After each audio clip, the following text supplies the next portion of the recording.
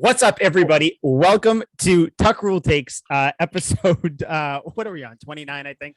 Episode 29. Couldn't tell you. Um, Seems like a million at this point. with me, as always, I'm Mike Sullivan. In case you didn't know, with me, as always, is Liam. Liam, how's it going over there, huh? Oh, it's going. It's hanging. It's dangling. Whatever you want to say. I am out here free balling it. Okay. This is where we are starting off with a hot mic right now. So I think the one thing I want to thank Tom Brady for is he's given us a lot of stuff to talk about because there is no Patriots game, no Patriots anything. Mac Jones did make the Pro Bowl though. He played well, just little, golf clap to him, rookie year makes the Pro Bowl. Love that. Yeah, he did he did the gritty in the end zone. Gritty, whatever. Yeah. Oh, I don't know. I can't do it. I don't even know. I don't know dances. He did something. I don't know. It like just some little jig. I don't know what it was. And then like all the people online were like, "Oh my god, he killed it." I was like, I mean, it looked like he was kind of stumbling. Like I don't. Sure. I think that just goes to show how like out of touch we are with. Like, yeah, can't say that'd be the number one dance move I'm breaking out at a wedding, but we'll see. No, probably not. I think like if I were to score a touchdown, I'm probably just gonna spike it. I don't think I'm gonna do anything special. I don't. No. I'm not I'm gonna a stanky leg man all the way. I'm gonna stanky leg my way right out of the end zone to the sideline, maybe to the water cooler. I'm stanky legging the whole way. That's a throwback. That's how it makes us feel old. That's actually a throwback. Yeah. Or the Soldier Boy.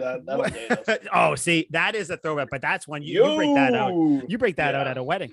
Timeless American classic. Anyway. Yeah, you could break that out at the signing of the Declaration of Independence. All the forefathers would be ripping the Superman. Oh, Soldier Boy would probably be like a god to them if we brought him back to if they could understand Washington. A damn word he's saying, they'd be Yeah, I don't actually know. They probably wouldn't like Soldier Boy for other. No, because they speak the King's English. yeah. They see him, they be like, who's this? There's some you know what goofy ass glasses he's got on. We're gonna move on because there are jokes that can be made that won't be good. No, frowned upon. I think where we're gonna start. Tom Brady did retire last week. I don't think it's been too much time. I think we've both kind of since we last recorded, Tom Brady came out and still didn't thank the Patriots, but at least he had us in one of his little videos he made. Acknowledged. We're still here. Like that's so sad that as a fan base, like we're just happy to be acknowledged by Brady when we gave him 20 years. I'm not going to get into him. The feelings still aren't great. He's still not a top 5 Boston athlete for me right now. But I mean, thanks for coming. Thanks for everything you did. But I'm going to try to put that hatred away or that disdain away.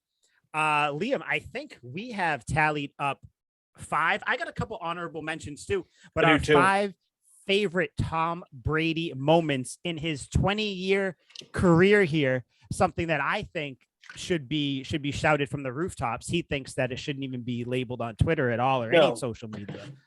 Well, I mean, his dirty secret. Out of a 22-year career, 20 years really, it's just a small portion of that whole career. So that's not even. I understand it's not worth mentioning. Like Brett Favre was drafted and played on the Falcons, and he never mentions that. No one ever talks about that. It's the same thing with Tom Brady. It's an afterthought, really. I get it. So much success on the Buccaneers. Why mention the team before? So much success. I get it. I mean, New England as a fan base, we definitely don't hold our athletes, to this higher standard, and we don't treat it like a religion or anything. So of course, why would we even expect that? I don't care. No. I'm laughing. I'm not sad. I'm laughing, hiding real pain. So I think okay. So top 5 Brady moments. We're gonna start at 5, go down to 1. Or do you want to throw? Actually, no. We'll throw the honorable mentions at the end so that it doesn't give away what's going on there. Liam, you seem pretty fucking hyped up. I want you to go first. Juiced up, man. I mean, what is it? There's definitely still a lot of resentment or something like that's still I hate my ex-girlfriend type vibe when it comes to Tom Brady, but it's sad. Like it's like if you break up with a girl and then she like explodes in a car accident or something, like you're still gonna feel remorse. So like Tom Brady's gone and he's never coming back type deal. So like I'm gonna give him his flowers here because he still had 20 spectacular years and 6 incredible Super Bowls. Like not one Super Bowl was boring. It was always close. The Patriots could never win by a wide margin. They would always, no matter how bad they were, how good they were, whether the other team was the underdog, they were the underdog. It was always a nail biter, unnecessary close. Even in their losses, it was unnecessarily close, made us stress it out. And beyond just that, I got some regular season moments in here. I got press conference. I got a lot of Tom Brady history.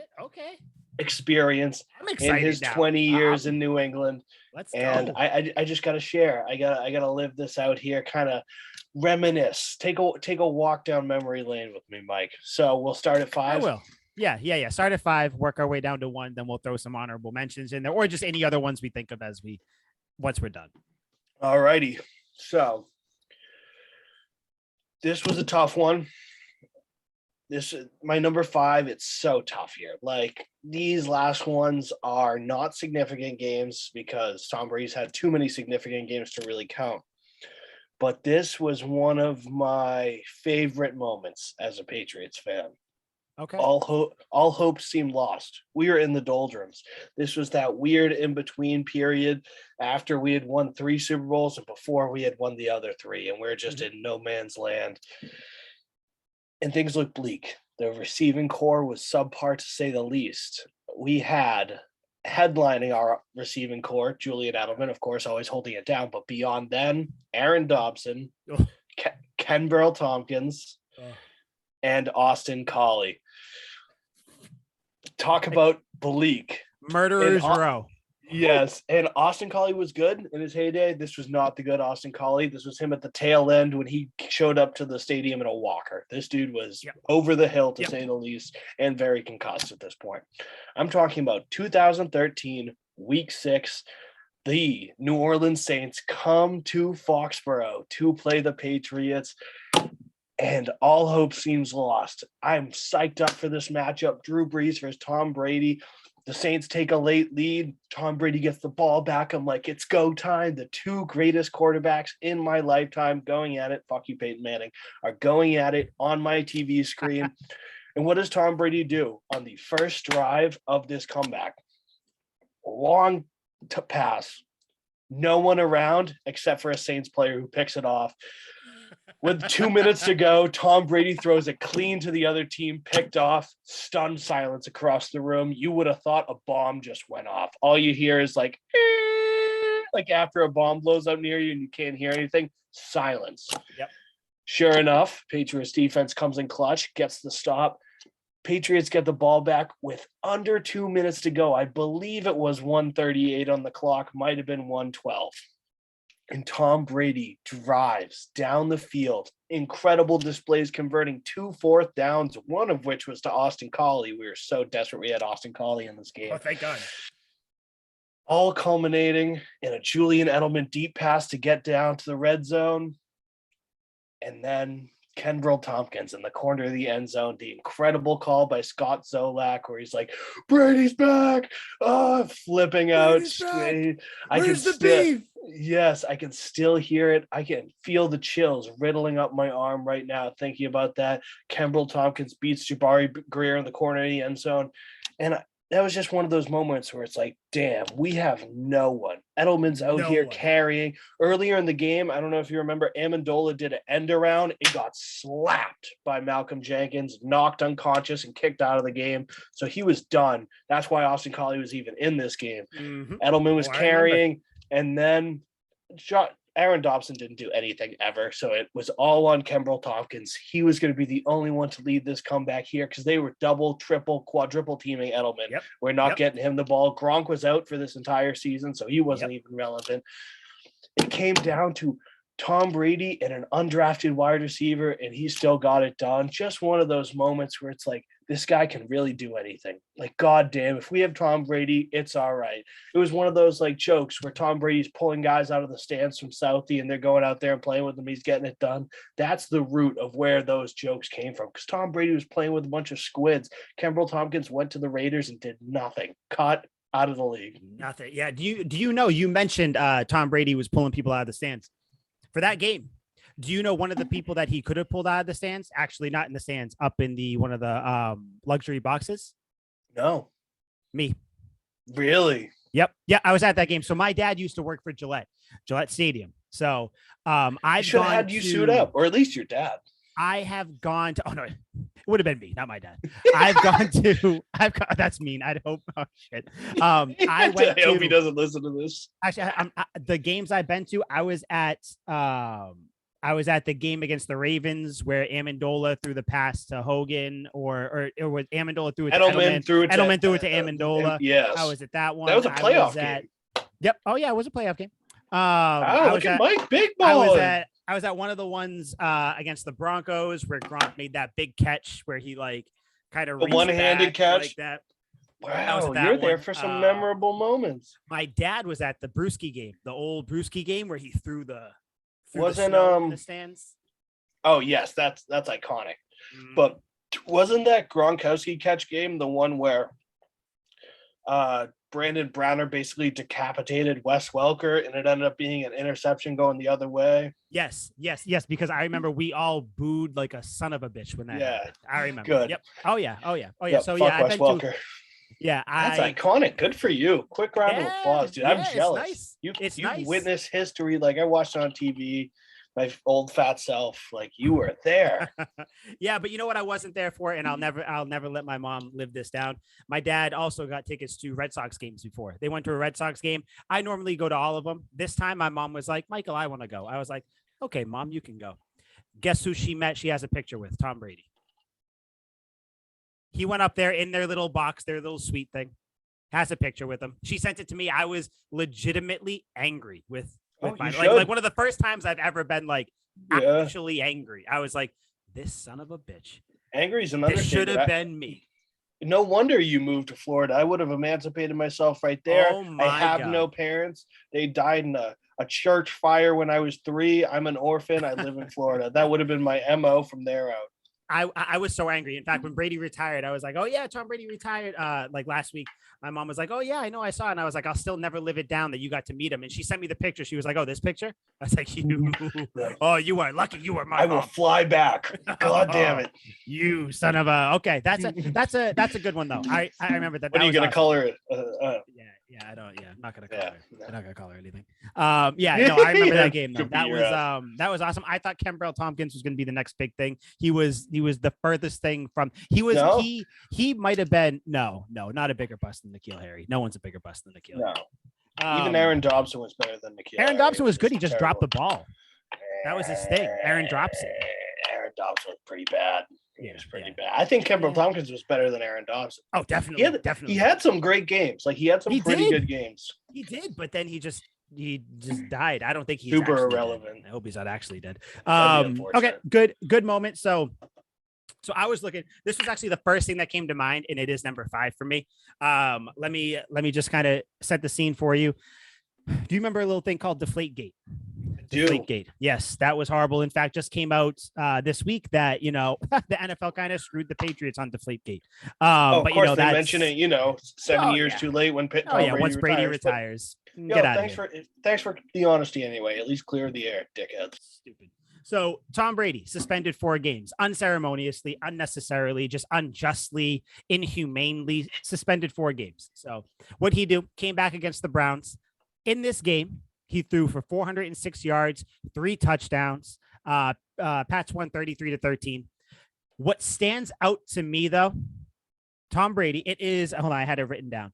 Third quarter, there's about like 7 minutes left in the third quarter, right towards the end of the third quarter. It's 3rd and 5. Tom Brady drops back to pass, doesn't know what's going on, scrambles. Oh no, what's going on? The gazelle is running. Runs for 5 yards, gets tackled out of bounds. Nothing crazy, just a first down. But he gets up and he does the Usain Bolt point to the side. That to me showed me that Tom Brady was fucking back. Already up. I think it was they were already winning 30-7. He didn't have to scramble for that first down. He could have just, ducked down, took the sack. He stood up. He did the whole, literally, he stood up and went like this. Pointed that way. I've seen the image. Yeah. All swagger, everything like that. The Patriots obviously won that game. Patriots won the Super Bowl that year. But I think that to me, I love that moment because it was one of those things where Brady was like, listen, like I'm back. I know we're kicking ass right now, but guess what? I just got a first down. I'm gonna fucking celebrate. You know why? Because I'm going on a revenge tour this year. That's what they did. That's my fifth moment for me. Whenever I think of Brady, that's what I think of. I love that moment. Was that the game that Josh Gordon torched us for like 200 yards to break the record for him? I don't think so. Couldn't have been, Because right? there was a Browns game, and there were two that I was thinking of. Yeah, because the other one that I'm thinking of is when we had to come back and he threw like a late pass to Amendola to win it in a comeback. I think that was also the game that TJ Ward blew out Gronk's knee on a seam route, just completely takes Gronk out at the legs, shatters this dude ACL into like dropping a vase off the Empire State Building. Yep. His ACL was in shreds. So I remember that game. I think they had to come back and win that one. So at first I was mixing those up. But yes, no, I don't think, sometimes Brady brought that energy where it's kind of like, I'm dominating you. I'm going to show off. He did. Yeah. He had a little bit of the swag, the spike in the end zone, the first downs. Yep. Exactly. But yeah, that's my top. That's my number 5 moment. Wow. What a random one. I like that. Pulled that out. I don't know. Sticks out to me, though. Sticks out to me. I don't know why. It does. Love it. Number 4, sir. Number 4. Number 4. All right. This is a tough list. This is really tough. I believe this was 2014. Peyton Manning comes to town.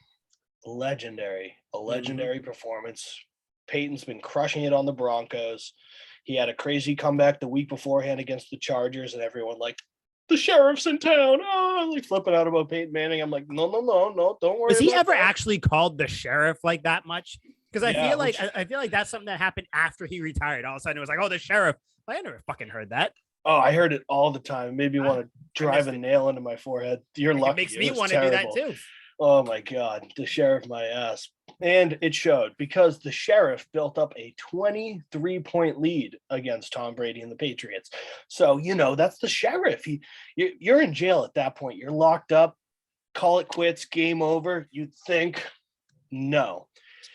As much as this is a Tom Brady moment, this is also a Julian Edelman moment. This is one of the first times I saw tremendous effort on a football field. So let me paint you a little word picture here. Just Liam, damn near prepubescent, sitting on my living room floor, doing homework, watching this game. We're down 23. I'm like, all right, not even going to focus on this. I didn't do homework much, but this day I was feeling productive, so I'm ripping it out. Me neither. I look up a little while later, the lead's gone. I'm like, what the hell happened here? Absolute madness. Before the half, he throws a pick to Dominique Rodgers-Cromartie, Tom Brady does, and I'm like, it's all over. Then the second half starts, and we just start mounting. Gronk gets a touchdown. Edelman comes in with that effort that I'm talking about. He has the iconic kind of dive for the end zone where he sticks out both hands, dives in sideways. They could not stop Edelman. Yes. The whole game just felt like Tom Brady always had this aura about him, this magic where it's like if he was coming back, then the other team was going to screw everything up. And in the first half, the Patriots couldn't do anything right. I remember Stephen Ridley got crucified, fumbled. Von Miller picked it up and ran it back for a touchdown. And I was just like, oh my God, everything's going wrong. Second half, everything goes wrong for the Broncos. Classic Tom Brady fashion, marches back, ties this game up, scoring 28 unanswered points. The Broncos were able to keep it close, send it to overtime. And this is what I love about football. The great irony of football. There's always going to be those moments in games that just make you smile. It's a game of revenge, of spite. The football gods are very petty people, and it is glorious. They're up there on Mount Football. How can we mess with these Sunday games? And that, boy, did they pack a juicy one into this game. I believe it was a Sunday night primetime game. So the Patriots in overtime get the coin toss. They're driving 3-and-out. Punt it into the wind. Bold call by Bill. We don't like that. Punts it directly to Wes Welker, who fumbles it. Yep. He muffs the snap. The Patriots recover. Easy chip shot field goal at that point. We win the game. Broncos had touched it. The overtime rules had recently changed. Give me that. Absolutely magic, because I hated Wes Welker at this point. He was my man when he was on the Patriots. When he left, I was stunned. I couldn't believe it. It hurt even worse than Aqib Talib leaving, and that's saying a lot because I love Aqib Talib, and they both went to those bastards in Denver. I know. Yeah. But What the? just to see Welker, the hometown hero, the undrafted wide receiver that we got that did so much for us, screw up the game and give us one last gift. Welker always comes up big for the Patriots, even when he doesn't want to. Still did. It was so glorious just to watch him screw this up. The irony was fantastic. We got the win, capping off a 23-point comeback in the dub. It just was one of those moments where it's like, what can't this team do?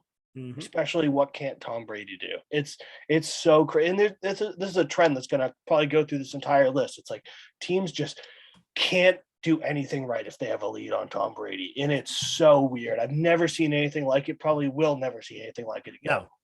No, it was very weird. It was one of those things where, and I think people even joked about it. It was like when you play the Patriots, it's like the Patriots just wait for you to make your mistakes because you're going to make them. It was a very weird thing. Every single team, not taking anything away from those Patriots wins, those Patriots teams, anything. But it was just the other team would like just play out of character. Things would happen. They'd make dumb calls. It would just, it was one of those weird things. No matter where they played, it was just teams would beat themselves sometimes. Yeah. And we saw it in Tom Brady's last game too against the Rams, where it's like, oh my God, he's coming back. Like the Rams are doing everything possible to screw this up. They're fumbling every ball. The snap's going over Stafford's head. A fumbled snap that bad happens once every 2 years, maybe. It's so rare, rare. And of course it happens when Tom Brady's mounting a comeback. And in that game, it was no different. Mm-hmm. Peyton Manning threw a crazy pick. It was just an easy slant route for Demaryius Thomas. Rest in peace, my man. Even though he's torched us, I still love Demaryius Thomas.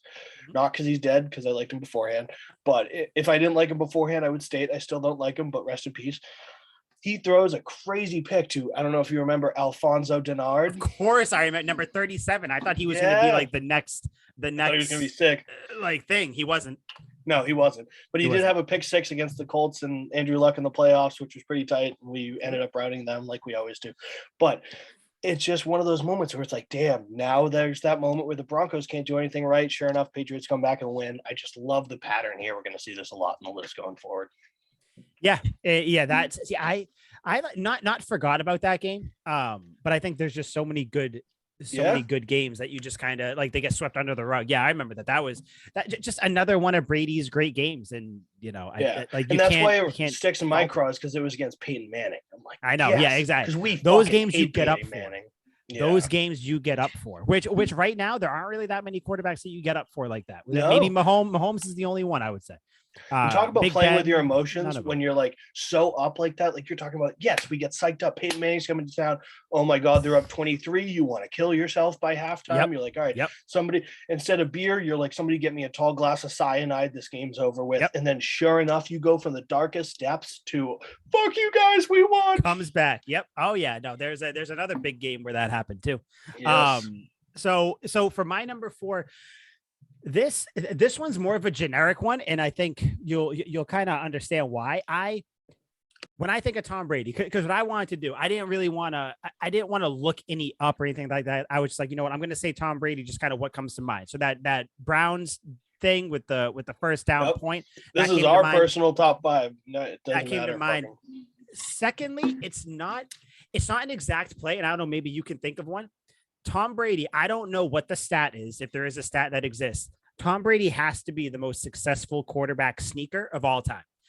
So every single QB sneak Brady, like I just think of that. When I think of Tom Brady, I think 4th and 1, 3rd and 2, 4th and 2, whatever. Yeah. QB sneak, he needs 2 yards, he gets 3. I think of the touchdowns where he would jump over the pile and do the thing where he would poke the ball across the line. Like I said, I can't think of an exact sneak. I know there was some, like my favorite ones, like I said, were when he's at the goal line and instead of trying to go under the pile and submarine under everybody, he just kind of does the quick little boop, throws it over the line, boom, touchdown. Even if it gets knocked out at that point, ball still crosses the plane. So Tom Brady, memorable moments for me. It's just every single QB sneak. There will never be another quarterback like that. I mean, there's some quarterbacks that don't even like to sneak the ball. Big Ben couldn't sneak the ball to save his life at the end of his career. I mean, you got Drew Brees taking him out. But... he could do a lot. But Jimmy G, they would put in Trey Lance. Like it's almost like the QB sneak is a lost art.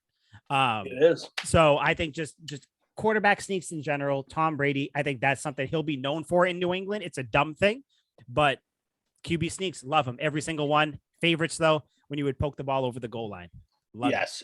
I got the stat for you right here. Since Tom Brady's first start, Brady has led the NFL with 157 QB sneak attempts, which is 85 more than whoever's in second place, which would be Drew Brees. For good reason. Yeah, He kills that equates to roughly one QB sneak every other game, and completely far and away outspaces his peers. That's Tom Brady. When I think of Tom Brady, I think of dink and dunk, and I think of QB sneaks. That's what I think of when I think of Tom Brady. And both of those aren't really used anymore. Like Patty Mahomes and Justin Herbert are all long ball now. Like the dink and dunk is slowly fading out, I think.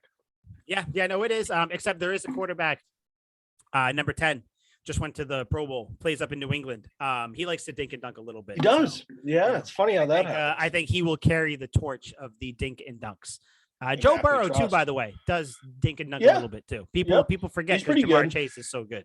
Yeah. I mean, he's got the long ball weapons, too, which helps him. But the dude does not mind throwing the ball 50 times a game. That's sir. Sure. Take what the defense gave you. That's my number 4. Sir, number 3. I like that.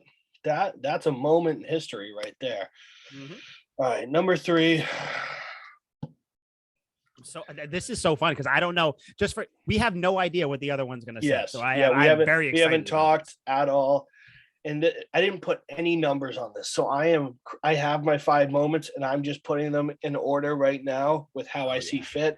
And my top 2 are so good, but I gotta bounce one of them to 3 because one of these moments just holds a special place in my heart. So I'm going to put, and this is going to be outrageously not the place for this. I would say I undersold this moment. Okay. But all right. I'm gonna jump to this moment right now. No, I can't. It's too good. We have to save that for later. So I'm gonna talk about. You're watching Liam think out loud right now. That's what we're watching. Struggle right now in my mind. I am wrestling myself right now and I'm losing. So I'm going to talk about Super Bowl 49. Oh no. Okay. The Patriots get sweaty thinking about that. I know. I'm in a puddle right now. The Patriots play Russell Wilson and the Legion of Boom in the Super Bowl. The first Super Bowl back after our 10-year hiatus or whatever it was. I think it was about 10 years, maybe 11 years. But after this hiatus, we're back in the Super Bowl against what could be a dynasty if the Seattle Seahawks won this game, which plot twist, they fucking didn't. Plot twist. Spoiler alert. So this seemed like an impossible task. I mean, Russell Wilson to start his career, I don't know if any quarterback started out as good as Russell Wilson besides maybe Tom Brady. I mean, from the second he got into the league, playoffs, makes it to the second round, beats Washington in the first. I forget who he lost to in the second round. And then his second year in the league, wins the Super Bowl. Absolutely pipes up Peyton Manning. Loved every second of that. I'm a huge Percy Harvin guy, so I loved it even more. And then boom, I learned to like Russell Wilson. Sure enough, he plays the Patriots. I have to hate him. I know, right? I hate that. It's a pain in the ass. So this was one of the greatest Super Bowls I've ever watched. Truly, every part of this game I loved. LeGarrette Blount running the ball, Shane Vereen catching a ridiculous amount of passes for 100 yards. I have a special place in my heart for Shane Vereen. Me And too. Tom Brady got everyone involved in this game. Touchdowns. Who wants a touchdown? You got it. Gronk down the sideline at the end of the half. Give me that. Brandon LaFell, you want to get involved? I got you on a post route. Late in game, when we are down 10 to a historically great defense, if you were to ask most people of our generation what are the top defenses, the Legion of Boom would be in their top 5, at least probably their top 3. Like, we're biased. Most of us didn't see the 2000 Ravens or the old Steel Curtain. So This would be one of those better defenses. Cam Chancellor was that dude.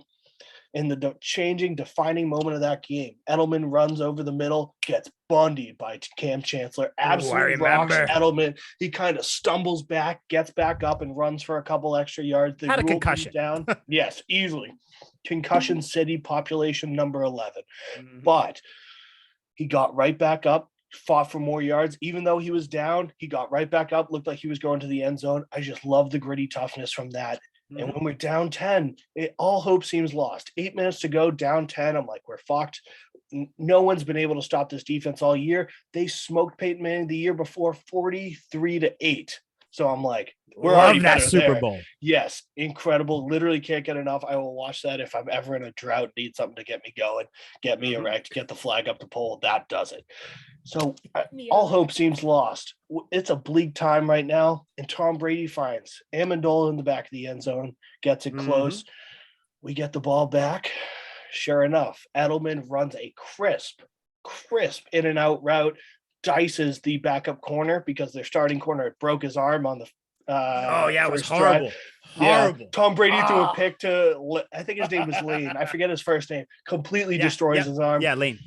So all night, Tom Brady's been picking on this poor corner. This dude's getting ripped apart.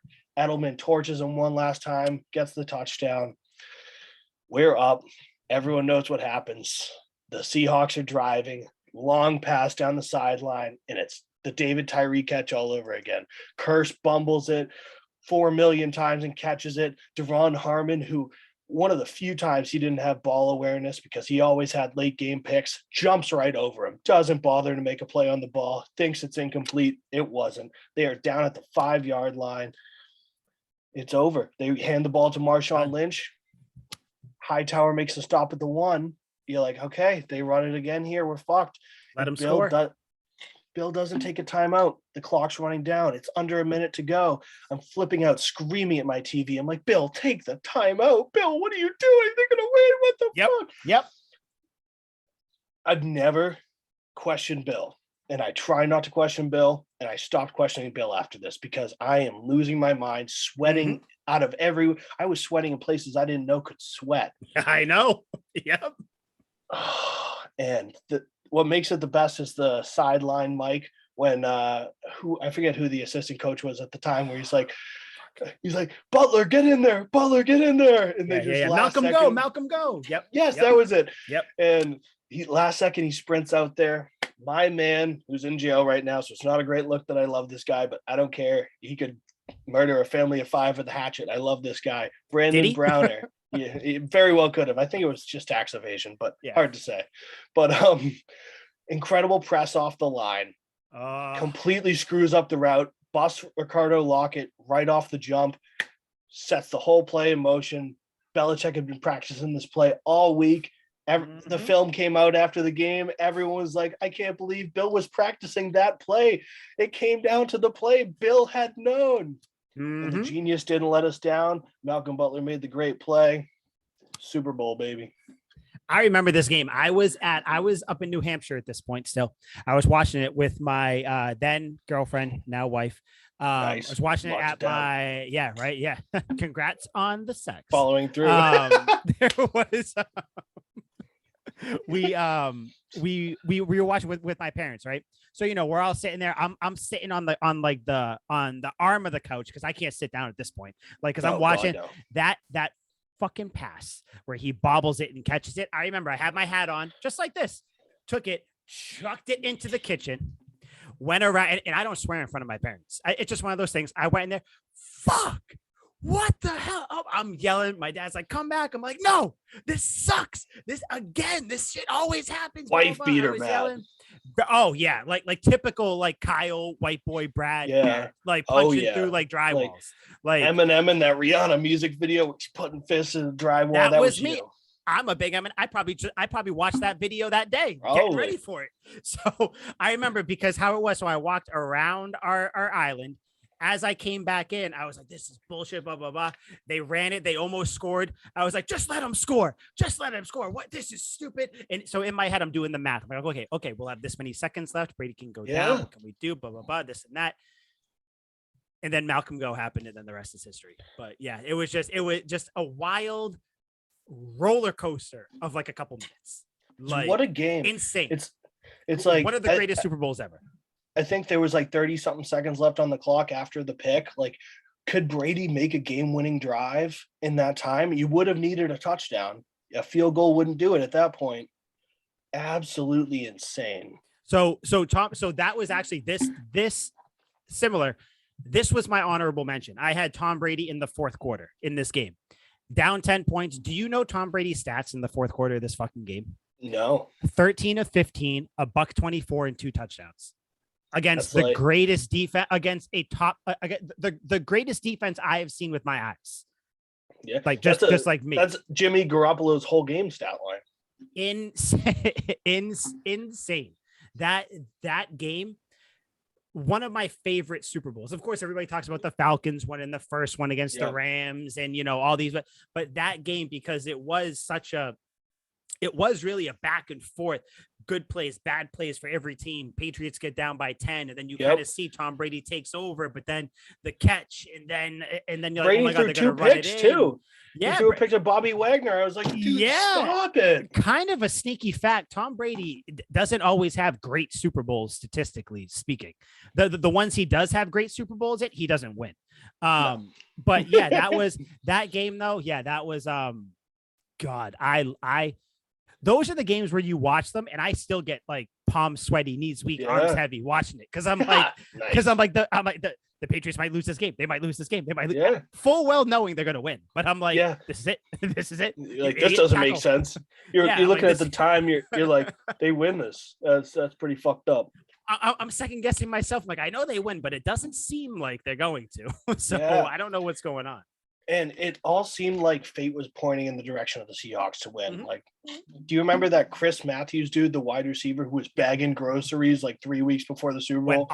Went off 100 yards, had that jump ball over, I think it was Logan Ryan's. At the end of the first half, Russell just throws it up and he out-muscles him, gets the touchdown. He had another deep pass later in the game, and he sent them to the Super Bowl with the onside kick recovery against the Packers too. Like, that dude was balling. If they win the Super Bowl, he wins Super Bowl MVP. A random no-name was balling out. They got the curse catch. Everything says the Seahawks are going to win this game. If the Seahawks win that Super Bowl, I mean, the entire trajectory of Tom Brady's career changes. Because then that is 3 Super Bowls in a row that you went to and lost, because you had the 2 Giants ones in between. Yep. I mean, what do you then you're 3-3. Then what? Yeah. Like, you know what I mean? Is Bill like, we got to cut this off? Bill move on? Here? Yeah. I don't know what happens, but thank God we don't have to know what happens there. Yeah. That was, love that. It's not as good as the way it turned out. That's for damn sure. No. So, okay, my what are we on? Number 3, or whichever one. But I think this is my number 3. This one a little bit more recent. So we're talking second Super Bowl against the Rams. A Super Bowl that everybody says kind of boring. I like defensive games, so I liked it. 13-3 was the final. Loved the game. I thought it was very cool. If you're not a Patriots or a Rams fan, I'm sure it sucked for you to watch as just a normal NFL fan. But just under 8 minutes left, 3-3 right now. So it's a barn burner, 3-3. Anyone's game. Both defenses have been playing well. Everything's been going good. Tom Brady drops back, throws one of my favorite. I mean, as you can see, one of my favorite throws he's ever had to Rob Gronkowski. 29 yards into double coverage. There was safety help coming over, so it was kind of triple coverage. Yeah. I don't think I've seen so many great throws by Tom Brady. This is one of my favorites. It's not just the fact that it was such a struggle on offense. It's a year before he leaves too. So just everything, I don't know what's going through his head. He probably knew he was out after that game, but just the perfect throw, dropped it literally into a bucket. Gronk retired after that year, correct? Correct me if I'm wrong. Yep. Exactly. So just everything went well there. Dropped it in 29. It got down to the 2-yard line. Then obviously they scored. That was the go-ahead touchdown. Funny. But that throw, to me, it was just that's the Tom. That to me was his last play as a Patriot. That to me was his last game. 2019 season, I don't like to think about it, because not only did that season end with a pick 6 to former Patriots great Logan Ryan. I don't like to think of 2019, kind of like looking back on it, because it's one of those things where what happened, so you look at the whole thing under like a dark cloud. But no, that throw to Gronk, that was one of those ones where like he makes that catch and you're like, we're winning this game. We're winning this game. The football gods, you mentioned them. Talk about a perfect pass. Like when the money's on the table, and the Rams weren't known for defense that year. They had the prolific offense. Todd Gurley had like 100 touchdowns, and their defense wasn't that good. Yeah. Mm-hmm. And it was the next year that they got Marcus Peters and Jalen Ramsey and all these other studs. So this year, their defense wasn't that good. And of course, in the Super Bowl, it's always what you don't expect. Of course. They were locking it down. We were struggling. And like I said, when the money's on the table, when it counts, Tom Brady finds his boy. It was always the him and Gronk connection. And every Super Bowl that Gronk played in, he had an incredible impact. We're just lucky to have watched such a beautiful play. And that was the play of the game. Besides maybe the pick by Stephon Gilmore, it's like those two are kind of up there. But that pick didn't give us points. This Tom Brady thing. No, was that was the same year? I think if we were picking like best plays, that was the Jason McCourty year when he bombed it to when Goff bombed it to Brandon Cooks. Yes, McCourty bundled him. McCourty ran from like 25 yards out and got there like as Cooks was catching it. McCourty like tackled him, knocked it out. Who knows what happens if he makes that catch? Jason McCourty, by the way, he didn't stay here long, but that play. My God. And then he just jogged back to the huddle like nothing happened after. Yep. Looked down, made sure the ball. No, congratulations. Oh, yeah. He's like, I don't need it. Job done. Nope. Just like his brother. Just went back out there. But yeah, no, I love that play. That to me, that Gronk catch, that's how I'm gonna remember Brady and Gronk, because I don't like to think about Gronk at all. Brady, that was his last play to me. So that's my number 3. I like that. And I like that that's your kind of, you consider that the last play. I should take up that similar. Unfortunately, I can't get the next year out of my head. It haunts me like a bad memory. Yep. Not great. No, not great. All right, now time for the moment that I really love that I'll never forget. This should have been at 3. I wanted to put it a little higher just because it weighs a little heavier in my heart. 2008, Tom Brady's MVP year. Everything was going right until it all went wrong at the end. But truly, what an incredible season. Blowing teams out by record margins. The only game that was close was when they played the Eagles. If they were going to lose a game, I wouldn't have minded them to lose that one.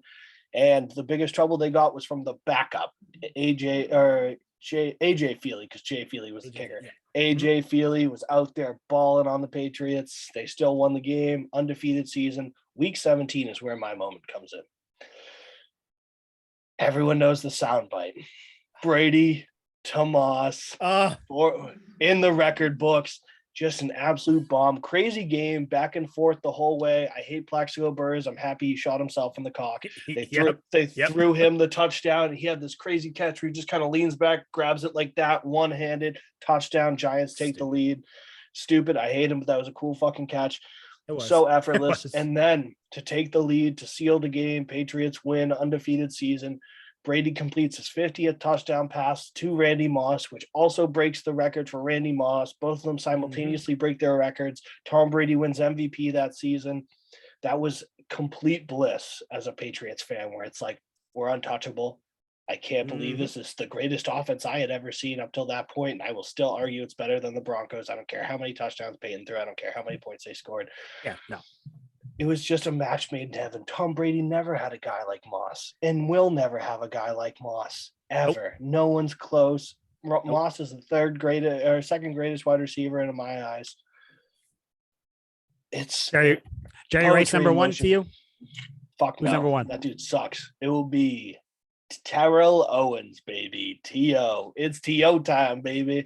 Is yo time, baby. I wish I didn't. To the house, baby. Okay. It's all about T.O. Come on, the perfect wide receiver. But Move Randy on. Is a strong second.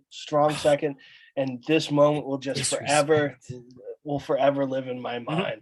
It seemed like every deep pass was to Moss. Everything was going perfect. Their plays in this season 2 were unbelievable. There's like a unforgettable moment that I have, and it's not a significant play whatsoever. We were killing the Steelers at the time, but it was just, at the time, I was like, that's one of the coolest plays I've ever seen. Tom Brady gets the snap, slings it out in the flat to Moss, who had taken a step back, so it's a lateral.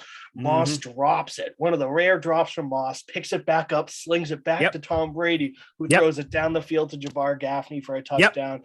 I remember watching that and just being like, oh my God, like, what am I looking at? Oh my God, dude, like, do you see that? Funny you bring that play up. It's just keep that in mind. It's funny you bring that play up.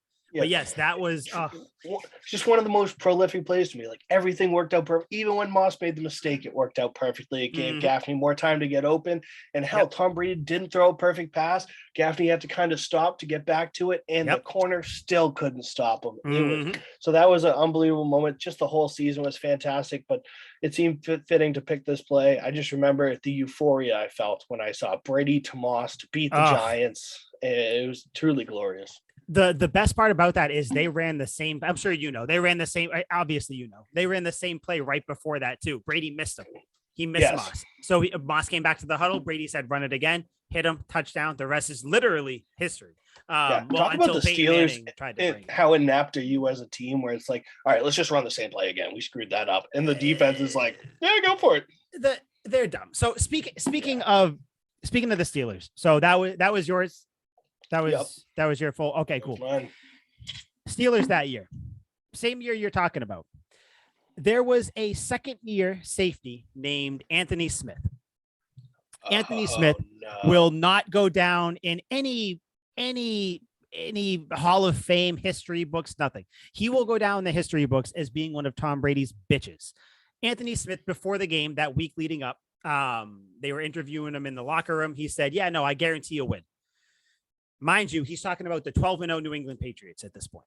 He said, "Yeah, no, I guarantee a win. As long as we do, what we do, we're going to stop them. They have the offense, but we're going to win. Guarantee the win." Did not walk it back, did not give any sort of, gray area. He straight up said he was going to win. Tom Brady clearly heard that. I know that everybody says you don't trash talk Michael Jordan. You don't trash talk Tom Brady either. That's the one person you don't tug on Superman's cape. You don't trash talk Thomas Brady. That game. Great song. Tom Brady threw a touchdown pass to Randy Moss while Smith was covering him. Then he ran down the field, jawed Anthony Smith.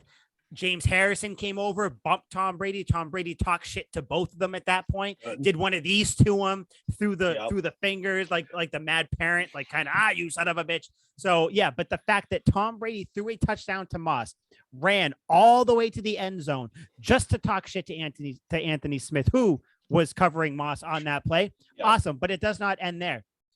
Like I said, Harrison came in, bumped him, all that fun stuff. The next drive, Tom Brady, 63-yard touchdown pass again. Do you know who was covering at that point? Anthony Smith. Tom Brady, once again, talks a little bit of shit, whatever, goes off the field. Next couple, I think it was the next drive of the drive after, the play you're talking about. Tom Brady threw it to Randy Moss. Randy Moss dropped it, threw it back to Tom Brady. Tom Brady threw it to Jabari Gaffney. Liam, guess who was covering Jabari Gaffney on that play? Or who was supposed to be on him on that play? Would it be Anthony Smith? Ike Taylor. No, Anthony Smith. Anthony Smith, he scored a touchdown. As you know, Jabari Gaffney caught it and everything. Then he threw another touchdown pass to Wes Welker. I think it was actually the very next drive as well. Guess who was covering him at that point? Anthony Smith.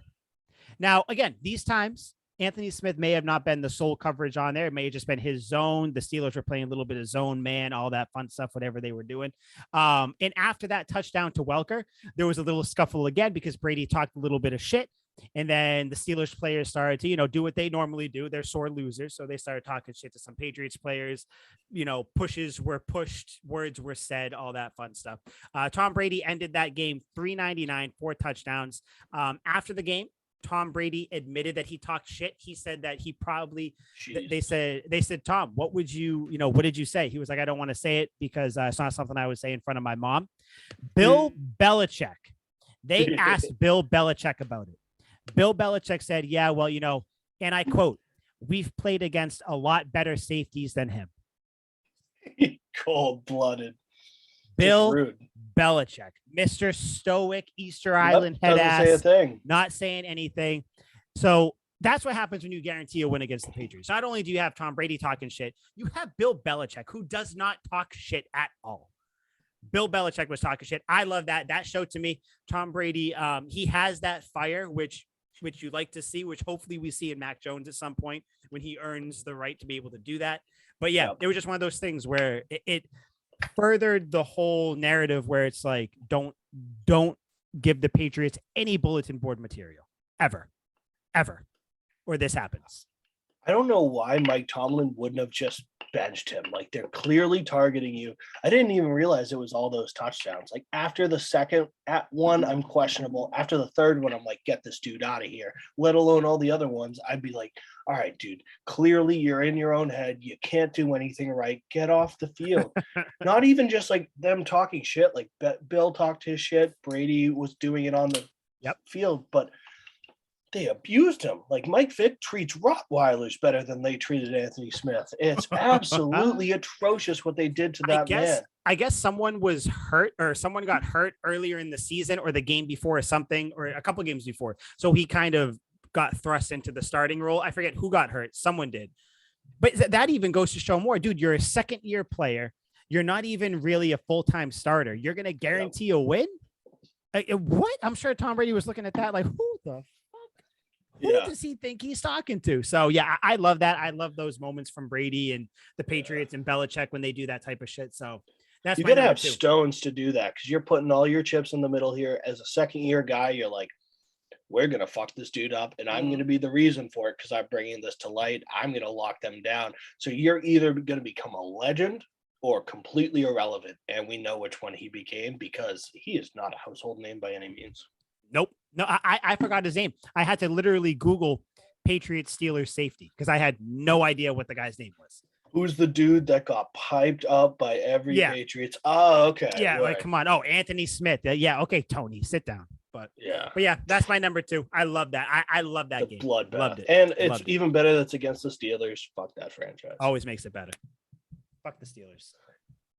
All right, so this is it. I think this is number 1. I would imagine we both have the same number 1.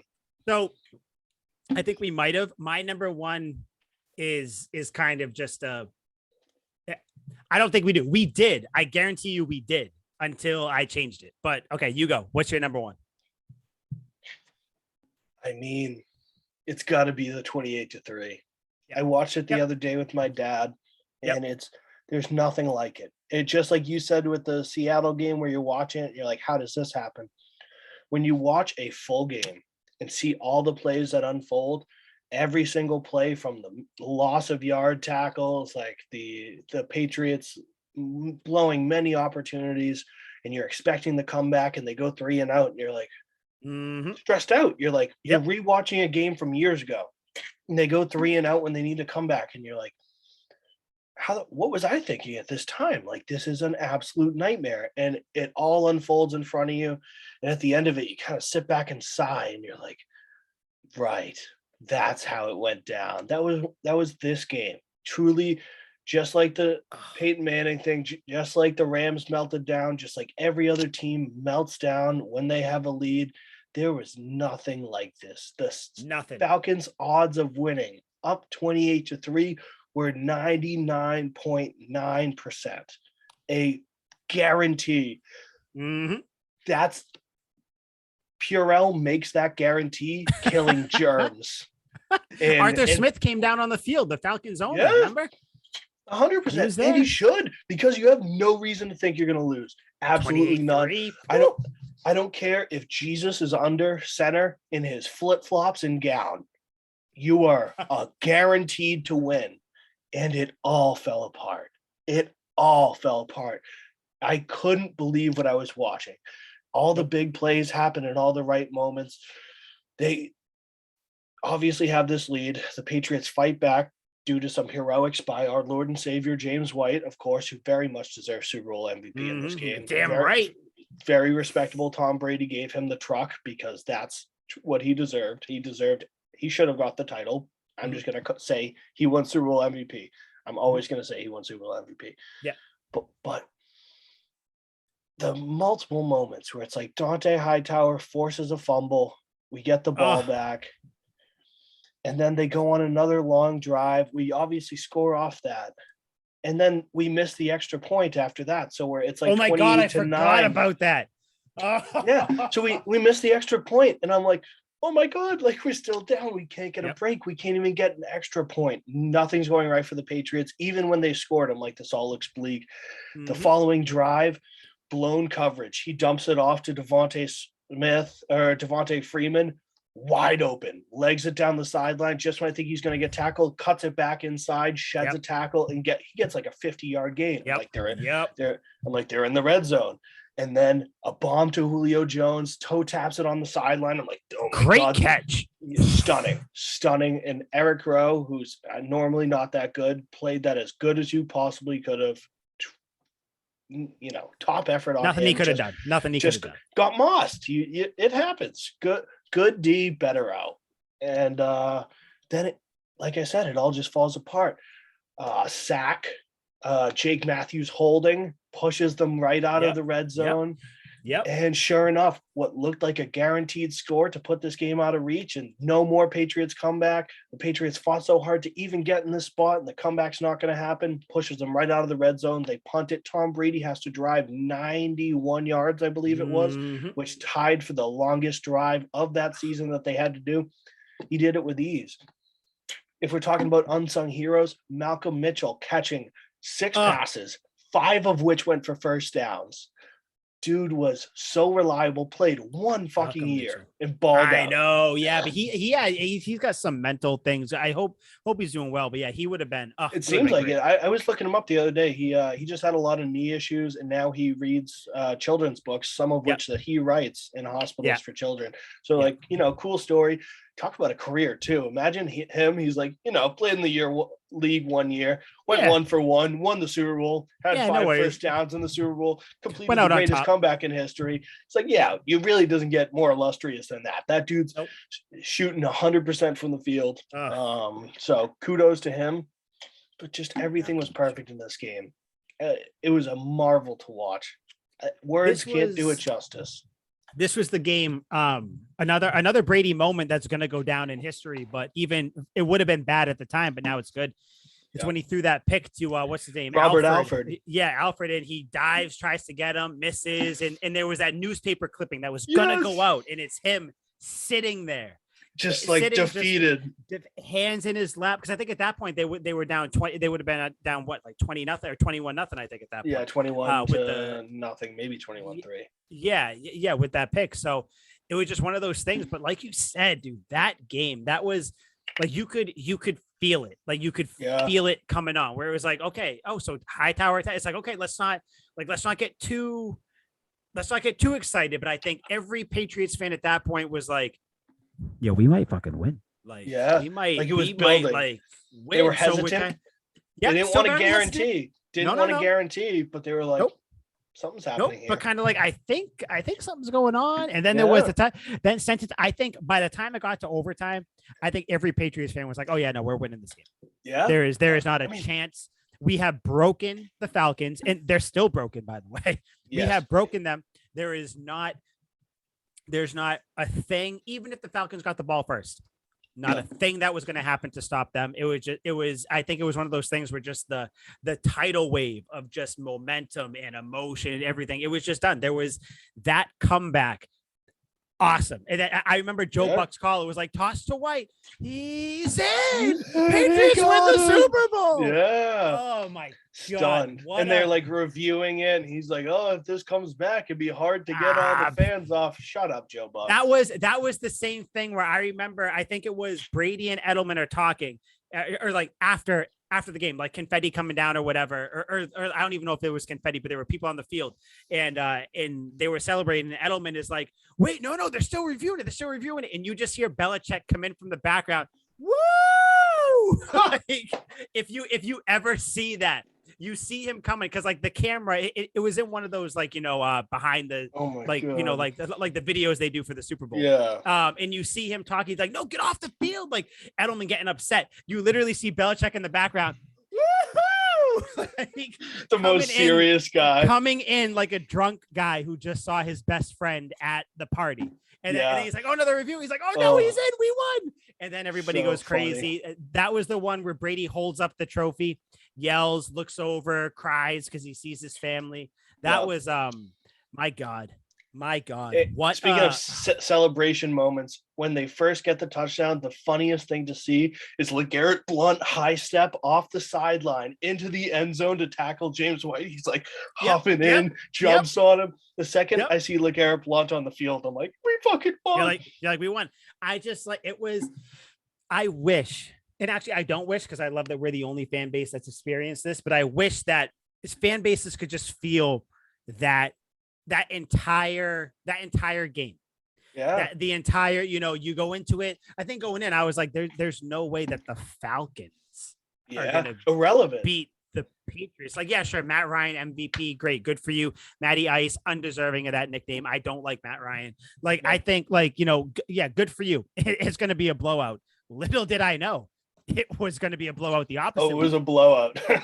but then there was, I think, like, the Pats kicked a field goal before the half too, and it was like, oh, cool. Like, yeah, compensation prize. Like, we won't get shut out today. Like, at this point, everybody was saying, let's just make it respectable. Let's maybe 28-17 or something. Like, who knows? No one knows what's going to happen. But just that, goddamn, just thinking about it. If you, that Super Bowl sucked. Do not get me wrong. To watch up until like 5 minutes left in the third. That Super Bowl sucked for every Patriots fan. But then you could tell the first touchdown. Okay, great, cool. They stopped them, scored again. It was like, wait. So we just need one touchdown. Not only did they need a touchdown, they needed a touchdown and the 2-point conversion. The 2-point conversion. Do you remember the 2-point conversion play? There's two that happened. The last one with when Brady does the fucking classic. That was, I think. Wait, no shit. Maybe that was the. No, maybe I got it wrong. Was that the first one? Because the one I'm thinking is the Amendola one. Where it was the one where I think the Amendola one was the first one. Then yes, okay, that was the slings first it out. That might have been the first one. I'm just mixing it up. Yes, because the James White one was the second one, and then he spiked it. That's what it was. Yes, so that was to tie it up. Because he did like the classic Kevin Falk where Brady just puts his hands in the air like, I don't know the ball. That. Like, oh no, bad snap. What a good play.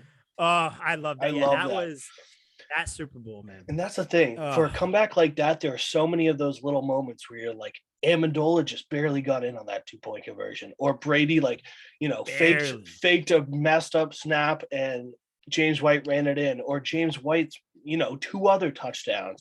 Or you remember Grady Jarrett, the Falcons defensive tackle, who had been ripping apart Tom Brady all day. He had like 3 sacks. He could have won Super Bowl MVP if they won. Mm-hmm.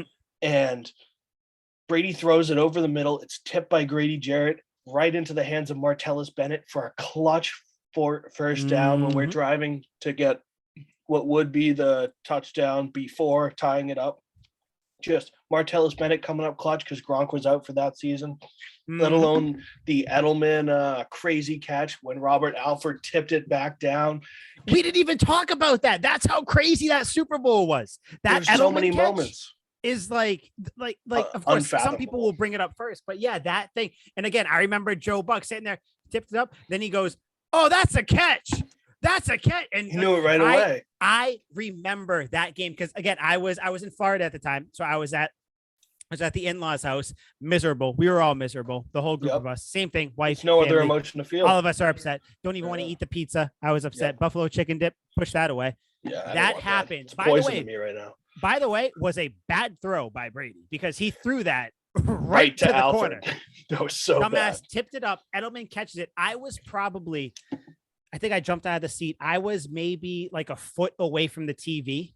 And so was my father. And we were sitting there staring at it. Like just one of those things where it was silent in the house. And we were all like, it's almost like you're praying, like, please don't hit the ground. Please don't hit the ground. Please don't hit the ground. And when it didn't hit, you're like, that's a catch. Let's go. Line them up. Let's go. Come on. Let alone the circumstances it got for the ball not to hit the ground. Like Alford tips it up. They fall to the ground. Edelman has his eyes on the ball the entire time. He's following the ball the entire time, but the ball is falling too fast. It hits Alfred in the calf and just bounces back up slightly. Edelman is able to get it. And then once he gets it, he lets go. The ball is a centimeter off the ground. A centimeter. Just it's dropping very slowly. It's like time slows down. Edelman lets go. The ball's going down, and just before it hits the ground in the nick of time. If he waited 1 second too late, it's an incomplete. Game's probably over. Oh yeah. And he just bang lands it. The ball never touches the ground. Never not even like he touched it and then like gets control and the ball touches the ground. He holds on to that thing a centimeter off the ground and keeps it there. And I was just absolutely. I am spent just things, you talking about this. Yeah, like I'm tired. I want to go to bed just thinking about it. I'm so stressed out and worn out. It was and that's why football is such a great game, where it's like just a crazy bounce like that. Inches. Props to the refs, by the way. One of the refs came in and said it was a catch. So we all talk shit about the refs.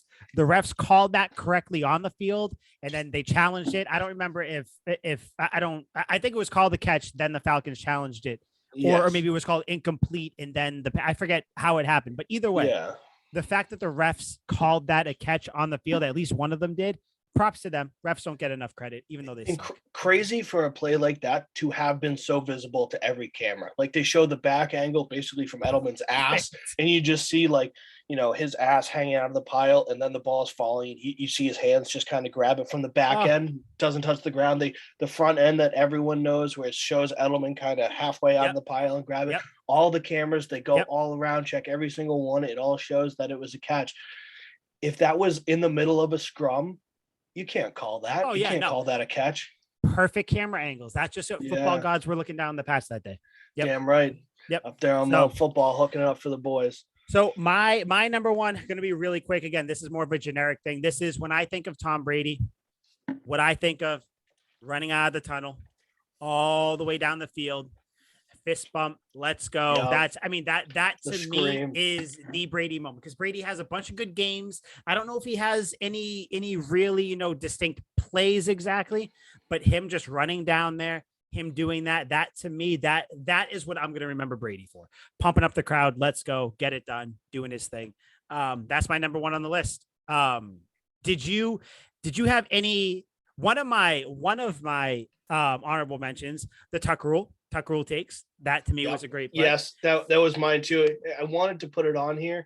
Yeah, but I couldn't, right? Yeah, just cut out of the courtesy, because that's the play that started it all. That's why we are here. That's why the Patriots dynasty is here. Yeah, it really did start the very dynasty, honorable mentions. Yep. This is like an elite category of honorable mentions, where we wanted to put this in more than anything else. Yeah, they have that. They had or not they. It's fucking me. It's not they. They again. I said they. It's me. What is happening? You're on fire. The Brian Urlacher juke. Yes, I think that like that's iconic. The world's slowest juke in the world, but it was awesome. I like that one. For my honorable mention, I had the touchdown to Moss against the Giants too that you had though. Of course, that was great. My last one, Patriots Chiefs 2018 AFC Championship game. That was the D Ford game where he lined up off sides. Yes. Brady threw a pick off Gronk's hands. Tom Brady in the fourth quarter and overtime completed every third down. He had 5 third downs, completed every one of them. Less than 2 minutes left. He was trailing in the fourth quarter, came back, 65-yard touchdown drive. He was 13 completions, 13 play, 75-yard drive in overtime to win it. That to me might be my favorite game. Yeah.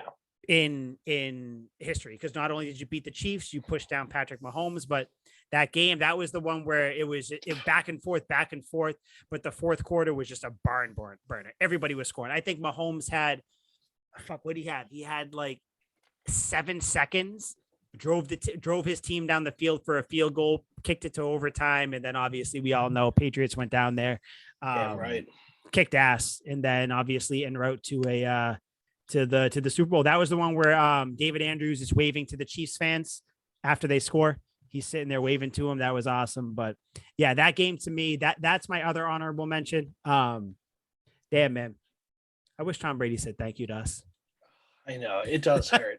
It hurts so much. Just fucking say thank you. Don't be a dick. Like, but we all hold you in such high regard. Like we're sitting here reminiscing on all the greatness. I think talk, Liam. I still think something's to come though. There's no way there's not something coming down the pipeline here. I really believe that there is going to be something. But he hasn't officially retired yet. I guess, according to the I have waiver faith. wire. I have faith. We'll see. Yeah, I don't. I don't. So I get a couple honorable mentions as well. Yeah, what do you got? So one of which was, I'm pretty sure it was the same year they lost to the Eagles in the Super Bowl, but it wasn't a playoff game, I don't believe, or maybe it was. It was the Jesse James game when that was on my birthday, December 18th. That was on my birthday. Okay, yep. So tell me if this is the game I'm thinking of, when the Steelers had to make that drive because Tom Brady 3-play drive, all passes to Gronk, right down the sideline, picking on the same dude. Gronk just rips this dude apart for 3 huge gains and a touchdown, which gives the Patriots the lead. And then the Steelers had to go down and make that, and they didn't get it. And then Big Ben did the stupidest play I've ever seen, where he tried to run a fakes kneel, weird, and then threw it to Deron Harmon, who always gets late game picks. Yep. My other honorable moment was that same game that you talked about earlier, where Edelman threw it to Amendola against the Ravens. You were at this game. Oh, yes. The pass that put the Patriots up in that game was a seed, a pearl. You couldn't throw a better pass if you drew this up in trajectory in the air. Like, if you were just drawing a picture, it would not come out this good. To Brandon LaFell, back of the end zone, perfect coverage, and it just goes right in, over the shoulder, snag. Brandon LaFell for that 1 year was a big baller for the Patriots. I've always been a big Brandon LaFell guy. Yeah. I loved him. And then he was gone, just like Brandon Lloyd. There's been many Patriots receivers that come for a year. They were great. They disappear. Another one would be the Brandon Lloyd diving touchdown. Tom Brady seeds it against the Bills. Brandon Lloyd lays out for it and catches it, mostly because I love those guys. That's one where there's a picture where he's catching it, but he's smiling, right? Yeah, he smiles for the camera. Literally looks like he just paused just to smile. Yep, I remember that. Yes, sir. Ching, like his teeth, there's a little sparkle. He's like, touchdown. Yep, Brandon Lloyd. God damn. Yeah.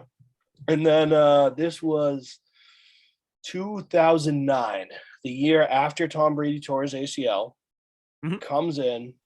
And there's a big narrative going on. I'm not a big narrative guy, because I think those are mostly spun by the media to sell things. In the NBA, it's always who's the next LeBron, because they know LeBron's retiring at some point and they're looking for the next marketable thing. They did it with Jordan. They're doing it with Braun. They do the same thing in all sports leagues. The NFL is no different. So they're talking about Tom Brady's tore his ACL. A lot of careers have been ruined by ACLs. Can he come back? He won Comeback Player of the Year this year. So he did come back. Plot twist, spoiler alert, he came back. And I'm talking about a snowy game against the Tennessee Titans. They are wearing that stunning red throwback jerseys. My favorite jerseys. Yep. The Patriots are favored by 9 points. The over-under in this game is 34.5 because it's snowy. It's snowy outside. Everyone's hammering the under. It's going to be a low-scoring game. The Titans have been pretty all right this year. They weren't all right in this game. They weren't all right. Tom Brady completes 6 touchdown passes in the first half. He had more passes completed than Kerry Collins, the opposing quarterback, had attempted. And that's because they benched him in the fourth quarter, but he rode out 3 quarters, and still he only had 11 passes attempted. Tom Brady completed 24 of 35 for 6 touchdowns. I remember that game because when I was looking too, I saw that because that was the game. Lawrence Moroney was on the team at that point, right? Yep. If I remember correctly. Yeah. Little shuffle feet, Lawrence Moroney over there. There he is, Lawrence Moroney. Man, I liked him. I know he gets a lot of shit, but I did. He shouldn't get shit. I love him. That's a franchise back. I'd sign him to a max contract. That game though. Oh my God. So this is why Liam. This is why I tell you I fucking love snow games. Yeah. It's games like this. And then I think, that game wasn't in London, right? That wasn't the London game? No. But I believe they played didn't they play a snow game in London and they won or something like that? Or maybe they did. Maybe against the Titans? I don't know if it was it might have been against the Titans. I don't remember. Maybe. I just remember there was a game. The Patriots ever playing in London. Yeah, they played in London one time, I think. Or maybe I'm just getting it mixed up. But either way, snow games. Oh, that jersey, by the way, Fire. Everybody's been wanting the Patriots to bring back that jersey. They said that they can't because they need to, the NFL needs to like loosen their rules on like the helmets with the jersey thing. Yeah, because, they won't like, with change the silver helmet. helmets. Guess what they changed? They changed that rule. So this year we are going to be getting Mac Jones in a fucking throwback Patriots shirt. I'm gonna buy that shit right now. I might explode. I can't buy it because he'll get hurt, but I might explode right on the TV when I see it. Yep. That jersey to me, that jersey is right up there with like the Red Sox have a St. Patrick's Day jersey that's green. Love that. Like any sort of like Bruins jersey that's yellow. You got Celtics St. Patrick's Day when it's like the gold I was gonna numbers. say the gold. Yep, the gold writing. Badass. That Patriots jersey. Oh my god, words cannot describe the old Pat the Patriot on the helmet. Yeah, that's the gonna be man. Yeah, no, that's gonna be incredible. But no, that game, I remember. Yeah, because it was 43-0, I think. Right, that was the 59. Oh shit! I'm sorry, I was wrong. Yeah, shit. Hand up. I thought they couldn't score a single point. It was so bad. Moss had 3 tubs. Welker had 2. Kevin Falk had 1. Kevin Falk. Yep. Lawrence Moroney had a rushing tub. Just goddamn. bloody. Yeah, see, I thought it was an ass whooping. Little did I know that it was a hanging. I don't know what they did. Yeah, no, it was a public execution. They took him to the public square and they beat the shit out of him. It was so bad. I didn't know you could air murders on TV, but they did for everyone to watch, and they probably cut it out halfway through. They're like, "Yeah, we gotta put on a game that's entertaining." It was bloody. Cut this off. That reminds me of another play. I didn't write it down beforehand, but it's just kind of like a quick snippet. Tom Brady drops back in the pocket, falls down. He's sitting on his ass, and he throws it, just heaves it for a first down to Kevin Falk. He's like, just fucking get it. Kevin Falk comes down with it. Just big baller. I loved Kevin Falk too. Yeah, no, I remember that. There was so many good plays. Again, it's one of those things where I'm sure in the years to come, especially when Tom Brady gets inducted into the Hall of Fame, which obviously he's going to, there will be probably no shred of like disdain or anything for him. But again, I just thank me. Just say something. You know what? I don't know. This is going to be any negative to no negative podcast where it's Tom Brady. Yes. There are so many games and drives and moments that you can bring up. That, I mean, like one I was thinking, which is a bad moment when the Pats played the Giants, when Patriots are going undefeated, and the Giants were like, "Yeah, no, we're going to hold them to 14 points or something like that." And Tom Brady was like, "Oh, they said we were only going to score 14 points or something."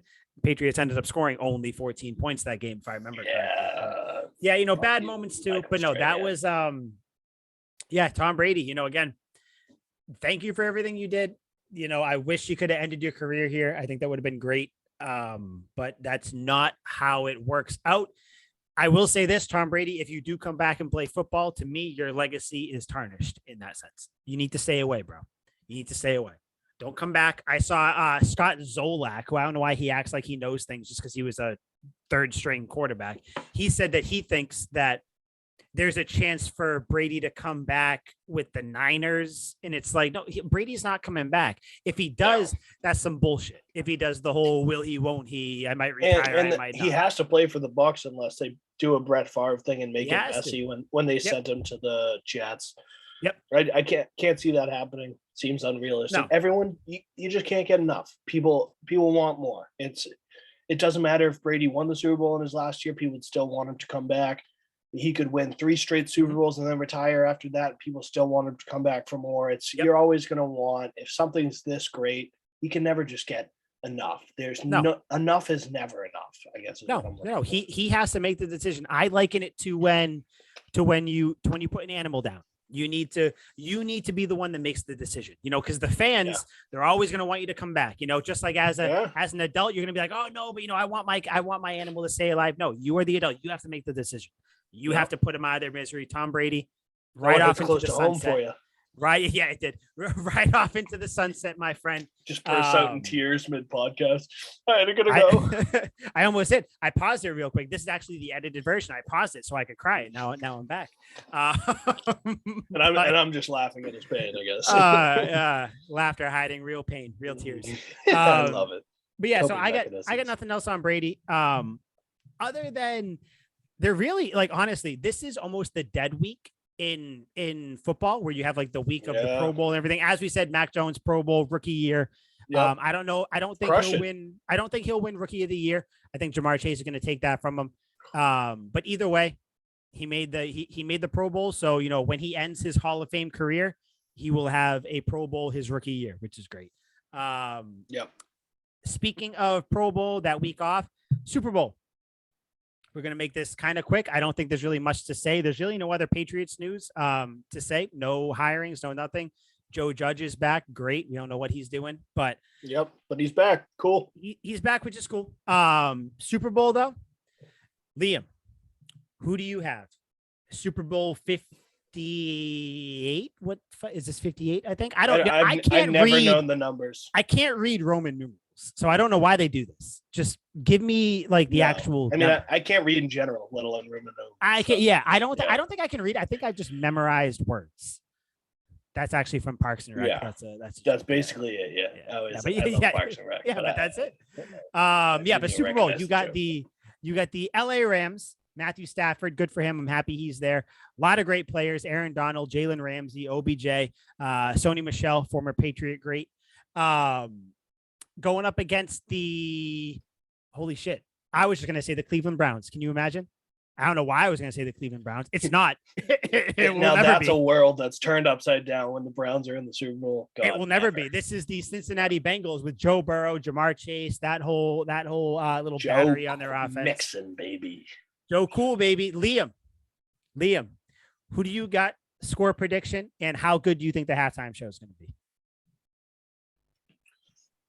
So the halftime show is going to be fantastic. That's a given. Good. I mean, the lineup's elite. Yep. I mean, Dr. Dre, Snoop, Eminem, Kendrick Lamar, and my girl, Lady J. Blige.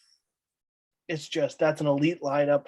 I also basically bet everything I have on Snoop Dogg to smoke on stage. So let's, come on, Snoop. I think he will. Steer it to the skid for your boy. I think he will, there's some, I don't know if he'll be allowed. I hope so. Not that Snoop's ever done anything he's told, but yeah. But no, I think interesting. I hope so.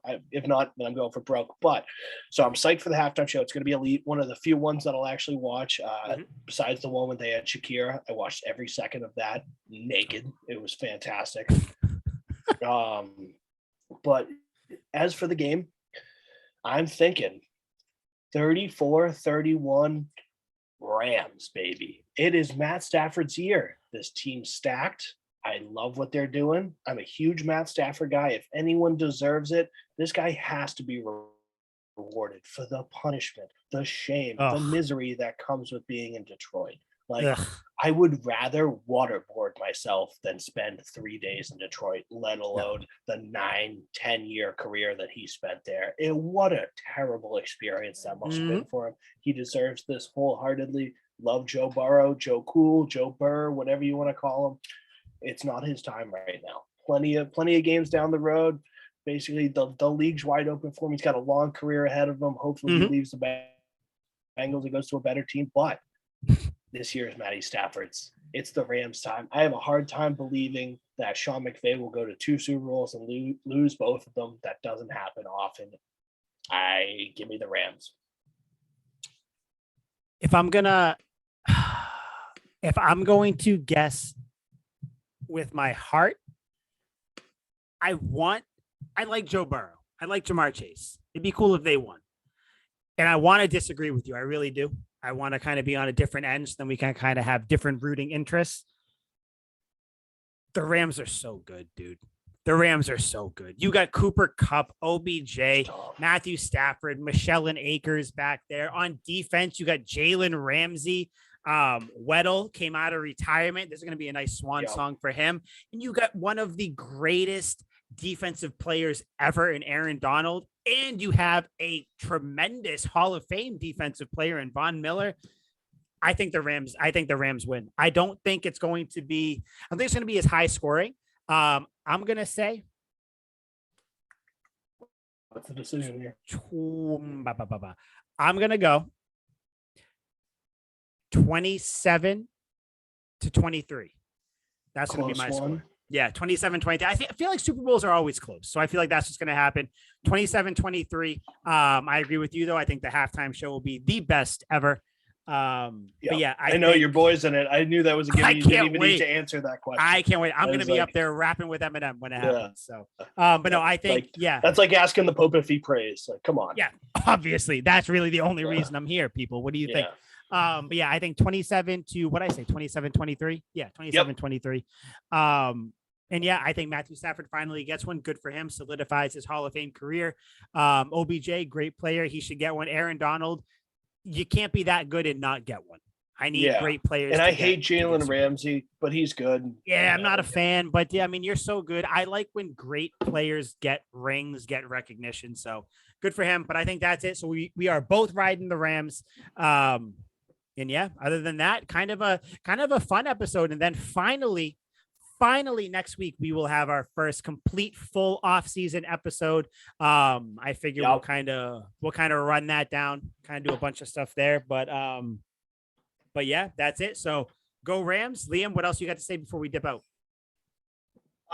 Honestly, like, I'm psyched for the first off season of this show. Like, we got a lot of creative leeway here. We're gonna have a lot of free days, free weeks where there's not a whole lot of Patriots news, and more days like today where it's kind of like a walk down memory lane, reminiscing on some great moments, great players, great games, whatnot. I think we could do a lot in this upcoming off season. Just kind of great entertainment value. I don't really have a lot of friends that I can just talk Patriots with, where I can just bounce off memories and good ideas and where we think the team's going and where the team has been type deal. Like, I have a lot of Patriots fans who are friends, or friends that are Patriots fans, whatever you want to say. But like, for the most part, they're not like every game breaking it down. Like, you know every play of every game. That's us. The memories that I had, you were at most of the games that you were at. My memories, you were at those games. So I'm psyched for it. It's going to be real good. Yes, sir. Yeah. No, I can't wait. I think it's important. So we don't, blow our minds. I think it's good that we have each other to talk to about the Pats. And yeah, I don't know what we're going to have this off season, but we got it'll be a bunch of good shit. And then hopefully by the next season, I don't even know what I'm going to say. All I'm going to say is I hope the Patriots are really good next year, so we can have a really good podcast. Other than that, I got nothing else to say. So for Liam McDade, I'm Mike Sullivan. This was Tuck Rule Takes, the last episode of the 2021 regular season. Yeah, go Rams. Go halftime show. Fuck yeah, go Rams. Let's fucking go. Thank you, Tom Brady. Would it kill you to say thank you, though, you little bitch? Goddamn. All right, but other than that, go Rams. Let's go. We're out. My sound cut out. I can't hear a damn thing. Say it. I'm just going to smile and nod. Say it. Sweet feet.